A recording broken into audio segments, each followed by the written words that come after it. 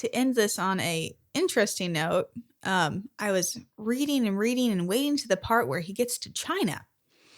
Because the only thing I knew about the Huns was from the movie Mulan. That's right. The Disney movie Mulan. And so we were researching all of this. And did you find anything about China or Mulan? Okay, so I had to look this up. And the Legend of Mulan, which was developed into a Disney movie in 1998, comes from ancient Chinese folklore called the Ballad of Mulan. Huh. And in this story, as we know, Mulan disguises herself as a man to take her father's place to fight against the nomadic invaders on China's northern frontier. Well, guess what? That was not the Huns in this story. It was the Rohirrim tribes. But Disney, when they made the movie, they're like, nobody knows who the Rohirrim are. But they know who the Huns are. So we'll just call them the Huns. Led by Shan Yu. And so it just was a creative choice to kind of westernize the story of Mulan into, this invading tribe, nomadic tribe. We'll just call them the Huns. So just completely replaced any sort of historical relevance. And Attila the Hun never made it anywhere near China. That's so funny. Yeah. That's the one thing I thought we'd find about him. I know, right?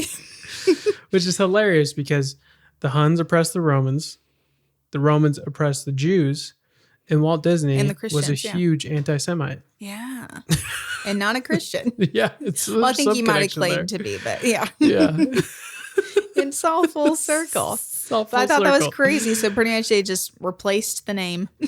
That's hilarious. Yeah. I mean, you could take liberties in art, I guess. Exactly. But if you have watched the animated movie Mulan, how they fought the Huns in the movie would have been very similar to how they fought in real life. With big dragon rockets? No, that was Mulan. That was her being tricky. Remember, they were like riding on their horses and they would have the cannons and like whole showers of arrows all at once. So very fierce. Yeah. And they would just leave scorched earth. Remember in the movie how Mulan comes across the town and it's completely burnt down.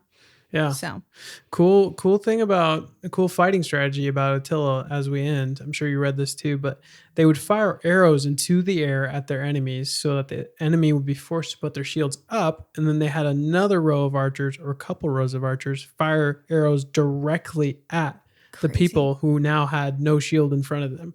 Wave after wave. Wave after wave. And so, like you said, it was very militia fighting. It was really gray area fighting. It wasn't respectable. Like, we all line up and charge. Yeah. No, but it got results. It did. Can't deny it. Yeah.